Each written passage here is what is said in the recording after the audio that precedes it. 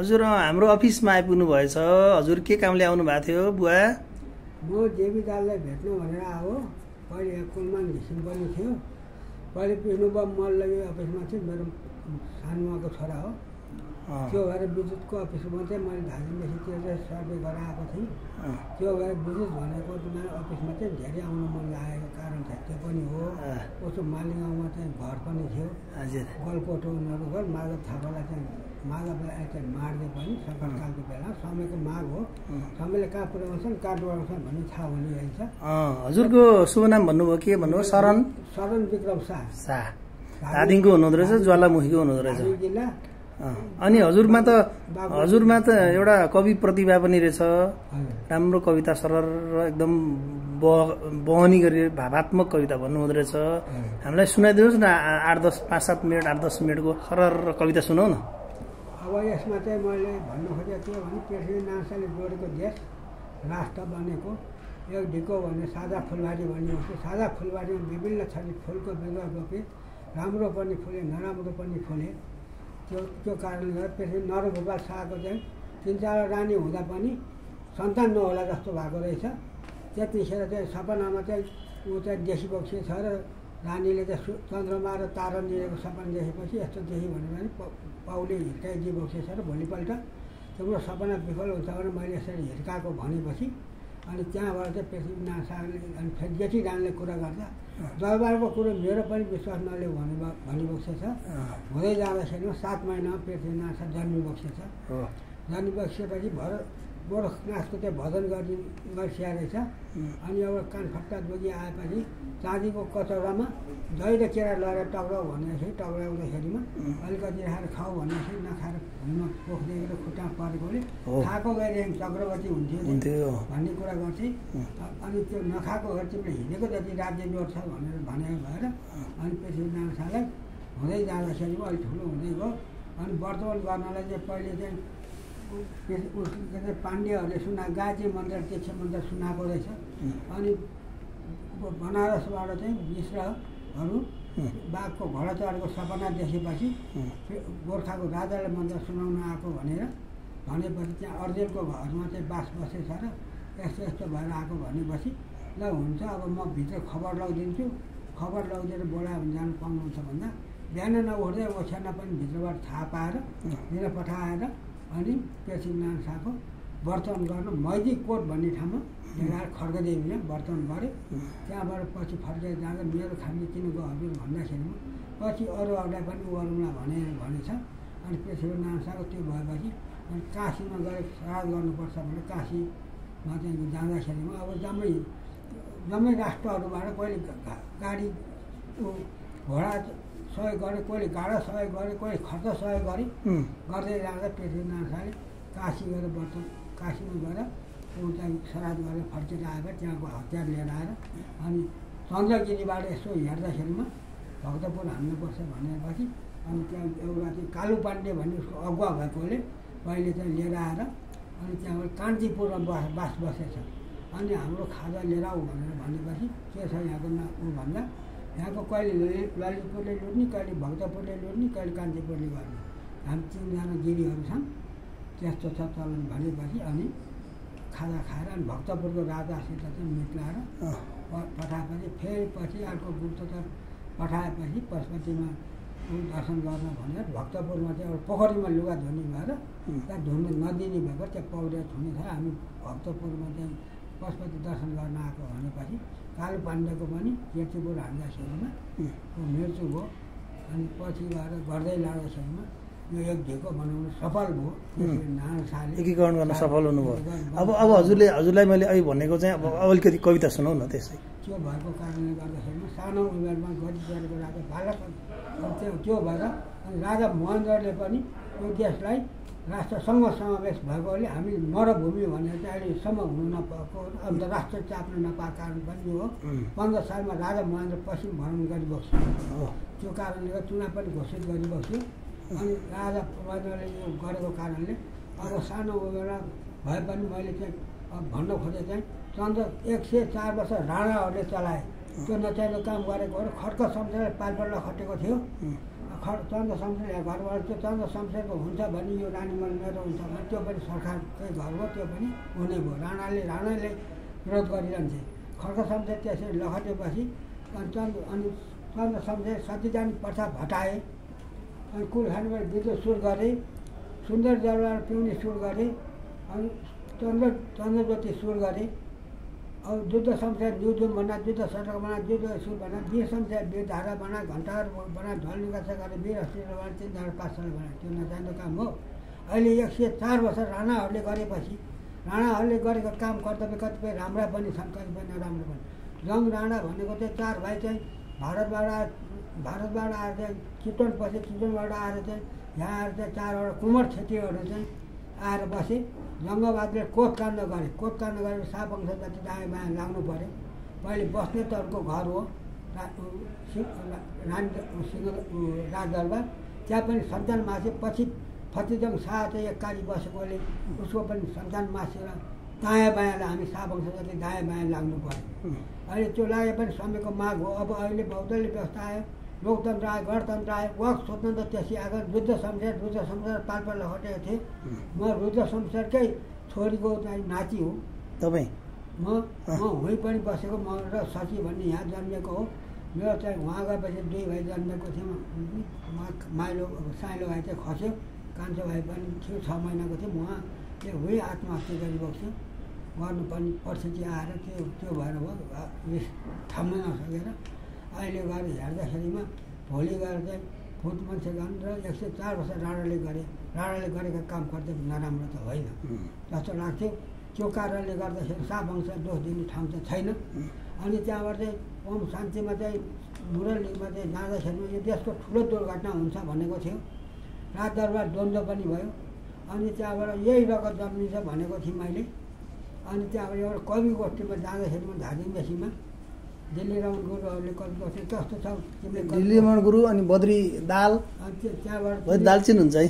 अनि त्यहाँ त्यति भएपछि दिल्ली रमण गुरुले कवि गोष्ठी गरेको बेलामा अनि सङ्कटकालको चाहिँ यो देशमा हिमाली राज्य लक्ष्मीको कोखबाट चाहिँ यो देशले सौनी युवराज जन्मिबक्छ भनेको थिएँ मैले मन्दिरा गोस्वामीले। उसले केही पनि भनेको थिएन। अब यस्तै राजा भन्ने उमेर पनि भइसकेको जस्तो छ। यो समयको माग हो। 70 साल काण्ड पनि चल्यो यहाँ। भोलि भन्ने भूत मान्छेका थिए। 100 वर्ष स्वतन्त्र राजालाई चाहिँ रुद्र शमशेर पाल्पा लागेको थिए। नजरबन्दी पनि गऱ्यो। त्यतिखेर घोडाको दाना भुटेर खानु पऱ्यो। मुक्ति सेना पहिला गठन सुरु भयो। डाक्टर क्यासिङ आएर चाहिँ कभरमा बसेको थियो। गोपाल शमशेर घोडेबाट लिएर आएर नखु जेलमा राखी बस्यो। त्यहाँबाट गएर चाहिँ मातृका पर्दा कोइरा श्रीनगर डाँडामा भेटेर गए। गौतममा रेलको टिकट काट्दाखेरिमा त्यतिखेर रेलको टिकट काट्दाखेरिमा कोइरालाई होइन भने कृष्णबहादुर मल्लले गुप्तचरले सोद्धाखेरिमा होइन भने रेल चढेर भाडातिर लागे। अहिले गएर हेर्दाखेरिमा बहुमत काङ्ग्रेसको पनि भयो 15 सालमा। आखिर गएर हेर्दाखेरि 70 साल काण्ड पनि चल्यो। अब 70 साल काण्ड चाहिँ 95 रुपियाँ दिएर 5 रुपियाँ घिउ खाने 10 जना खेताला खाने। भोलि भने भूत मान्छेको थियो। रमणबहादुर शाहले पनि देवी घाटमा चाहिँ झन्डा गाड्दाखेरिमा अनि गएर चाहिँ काङ्ग्रेस ढले दाई भनेको होइन दर्शन गरेको भाइ भनेर भनिबसेको थियो। र त्यहाँबाट झन्डामा जगत प्रकाश उम्मेदवार थियो। अनि धानको बाला डाक्टर च्यासिङको थियो। कर्णबहादुर थियो 15 सालमा। अनि स्वतन्त्र उम्मेदवारको रमण विक्रम थियो। उसको चाहिँ घोडा चिन्ह थियो। भरत शमशेरको घर थियो। काङ्ग्रेसको रुख थियो। त्यतिखेर पनि नवीन प्रकाशको बुवा जगत प्रकाश हाम्रो नवीन प्रकाश जङसा देवीघाटमा हुने। देवीघाटमा उहाँ चाहिँ को तपाईँको? हाम्रो चाहिँ जगत प्रकाशको चाहिँ छोरा। हाम्रो दाजुभाइ सन्तानै पर्छ। उनीहरू बसन्तपुरी हुन अझ नदीको राजासित उसले पछि चाहिँ बुवाले चाहिँ अब काका भन्थे उहाँलाई। उताबाट आउँदाखेरि पनि अब चितवनबाट आउने भन्दा चितवनबाट आउँदाखेरिमा उसको चाहिँ मृत्यु पनि चितवनमा बाल्टिन समूहको छोरी बिहा गरेको थियो जगत प्रकाशले। अहिले गएर हेर्दा समयको माग विभिन्न थरी हुँदै आयो। 95 रुपियाँ 5 रुपियाँ झुखानी खान्थे। भोलि भोट मान्छेका थिएन। अब अहिले हेर्दाखेरिमा सबैजनाले समयले गर्दा राजदरबार द्वन्द्व पनि भयो। आज नुवाकोटे हाम्रो भान्जा भान्जी भनौँ जिल्लावासीको नाताले यहाँलाई सुनाउन पाउँदा मलाई पनि अति खुसी लागेको छ। र अब टुप्पा भन्छु सानो उमेरमा गति चलेको राजा बालाका जस्तै भयो। बालाका त्यहाँ घमण्ड गरे, घमण्डले गर्दा आफूलाई नोक्सान पऱ्यो। काङ्ग्रेसका नेता र राप्रपा नेता टिका लाउन दरबार गए। काङ्ग्रेसको सहयात्री गिरिजाबाबु हालदार भन्थ्यो जेपी सेपी खटाउन गाह्रो परे। चिट्टा खोले एमाले माधव कुमार नेपाललाई चिट्टा परे। सुन्न चिट्टा परे। गिरिजालाई चिट्ठा परे। प्रचण्डलाई चिट्ठा परे। काश्मीरको स्याउ खार जस्तो रातो पिरो पनि भयो तातो पनि। पूर्व मेचीदेखि पश्चिम महाकालीसम्म हिमालदेखि तराईसम्म भोटे चाल्छ खनिनुपर्छ शान्तिपूर्वसित नेपाली हो भनेर बाँच्न पाउनु पर्यो। बादल फाटेपछि चन्द्रमा र सूर्य राष्ट्रिय झन्डा संरक्षण गर्ने नारी सन्देह गर्थे। जङ्गलमा हेर्ने भने ठुलो जनावरमा एउटा हात्ती हुन्छ, स्थान एक्सिडेन्ट हुन्छ, टाटेपाङ्रे बाघ हुन्छ, गैरा अवतारको बदल हुन्छ, जङ्गलको राजा सिंह हुन्छ, जम्मूमती हुन्छ, एउटा गैरा हुन्छ, गैराले बाली नष्ट गर्छ, कठवासको लट्ठी लिएर राको लिएर लखट्न पनि छ। एउटा सिकारी पानी घट्टामा कुदेर बस्छ, एकातिर बाघ आयो एकातिर बदल आयो, केला हाल्नु भनेर सुमनले पिल बढाएर मोटो मासु याद गरेर बदल हान्यो, बदल टाढा हानेर बाघले ढाल्यो। जम्मूमन्त्रीले सिंह महाराज हजुरलाई राजा भनेको त्यो राजा होइन भने त्यो पार्टी काछ पनि तलम लाग्यो, तलममा याचनाहरू गर्दै तलममा फालेको छ, पौडी छेलिरहेको छ, पार लाग्ने नलाग्ने भविष्य ल्याऊ। काङ्ग्रेसका मासुरबाट ठोके एमालेका गन्जी र क्यापलाई माओवादीका ट्यासुलाई हाले हँसे अतराउ छ। नयाँ नेपाल र लन्डन बनाउने भन्ने प्रचण्ड र बाबुरामले बनाउन सक्दै सक्दैन। विदेशीको चलखेलाबाट चुम्बकको फेला पर्दा याद गरेर होस् र बाबुराम भट्टले यिनै डाक्टर भनेको यिनै डाक्टर मात्रै होइन घाटको भइदिरहेछ। मरेर खरानी भइसक्यो। संसदले गिर्जाको अङ्कार कानुन पूर्ण थपना गरे। राजाले पनि जलाशयबाट घाटको वैद्यले थपना गर्ने के कसो गर्छ याद गर्छ। यो देशको काँडो भने राजा ज्ञान आठले फालेको 8-12 पढे त राम्रो हुने छैन। काँडो खोटेको ठाउँमा क्यान्सर लाग्छ, क्यान्सरको औषधि गर्न धेरै गाह्रो छ। माधव कुमार नेपालको पुरानो दौरा सुरुवाल काम लगाएर प्रधानमन्त्री पनि राजा ज्ञानीको जस्तै रातको त जनतालाई शान्ति दिन सक्छै संविधान लेख्न सक्छै याद गरे। झलना खनालले पनि कार्यकर्ता गाली मुखाले हातेमाले प्रधानमन्त्री बने, हातेमाले प्रधानमन्त्री बने। संविधानको बाटो कोरेकी कोर्ने याद गरे। गिर्जा बाबुलाई हल्दार पनि चलाउँछ। आर्मीको हल्दार भए ब्यारेकको र पुलिसको हल्दार टाफी ल्याउन ठाडो पार्छ। गुप्तचर पुलिसको हल्दार भएको कारणले गर्दा अन्तर्राष्ट्रियसित पनि सम्पर्क गर्न सके, सम्मान पनि पाए। भारतमा ब्रिटिस फाल्दाखेरि गान्धीले संसिता भएर ब्रिटिस फालेको थियो। नेपाल राज्य फिर्ता लिन भन्दा शेरचनको सरकार नजाएर नेपाल सिमाना धेरै जस्तो भाडातिर एसिया देशमा जोहारी लागेको छ। त्यसको मृत्यु त राम्रो भएको छैन। गान्धीले पनि टोकको गोलामा हालेर उडाइदियो। इन्दिरा गान्धीले स्वीकार गरेर मारिदिए। राजीव गान्धीले स्वागत गरेर मारे। नेताको मृत्यु त राम्रो हो, बुढो भएको कारण दिमागले नजानेको 3टा कुरो खेल। छोरले प्रधानमन्त्री बनाउने संविधान लेख्छु भने राजाको राजदण्ड लिएर देश हाक्छु भन्ने कुरो फेल खाए। बाबुराम भट्टको पाला। बाबुराम भट्टले मुस्ताङ गाडी चढ्यो भन्दामा जनता सुविधा पाउन तिमीहरूको पनि 3 फ्याग भएर फटिरहेको छ। मदल भनेर टायर डुङ्गाबाट हुँडाइदियो। तिमीले बाटो बनाउने काम गरेकोलाई गरे आऊ। तिम्रो कार्यकर्ता तिम्रो कार्यले कुनै ठाउँमा दुर्घटना बनाउन प्रचण्ड प्रधानमन्त्री भयो भने सिंहपुरी जङ्गलतिर भैरव प्रसादले बेपत्ता बनाएकोले खतरा गरेको थियो। त्यो पनि नाटक गरे जस्तो भएको छ। तिमीहरू कतिका सिरे पुछे, कतिका कतिले नाङ्गोदार भए, कतिले बिन बनाए, त्यो पनि सर्वजन सुनाइबाट खबरदार प्रचण्ड बाबुराम। 72 साल वैशाख 12 गते भूकम्प गएपछि सुशील कोइरालाको पालामा संविधानको क्षेत्र कोर्यो। केपी ओलीको पालामा केपी ओलीले महिलालाई राष्ट्रपति बनायो। लिन र दिन पनि जान्नुपर्छ। खाडीको मूल्यमा गएर पैसा कमाउँछ। आउने बेला श्रीमती पनि छैन, पैसा पनि छैन। त्यसको न्याय गरिदिने अलगै नगर्ने होला। कमल थापाले स्थानीय मन्त्री ओ प्रधानमन्त्री बनाए। चित्रबहादुर केसीलाई पनि ओ प्रधानमन्त्री बनाए। कमल थापाले स्थानीय वृद्धको भत्ता पनि 1000 रुपियाँ भत्ता पनि बढायो। अहिले गएर हेर्दाखेरि राष्ट्रकै सम्पत्ति हो। त्यो पनि सबै जोले जहाँ गएर पनि लाउने काठ हुनुपर्छ। 90 त्यहाँबाट गएर चाहिँ प्रचण्डको पाला पुलिसको आइजिपीको फुली र सुशील कार्की केसले बिचमा छोड्यो। शेरबहादुरको पालामा संविधानको चुनाव त गइसक्यो। कुर्सी छोड्न त गाह्रै हुने रहेछ। कुर्सीमा चाहिँ टाँसिरहेको रहेछ। र अहिले गएर हेरेर बुद्ध धर्मको देश, हिन्दू भएको देश, अब यो देशले गान्धीले चाहिँ आन्दोलन गरेको छ। यो के हुने हो भन्ने थाहा छैन।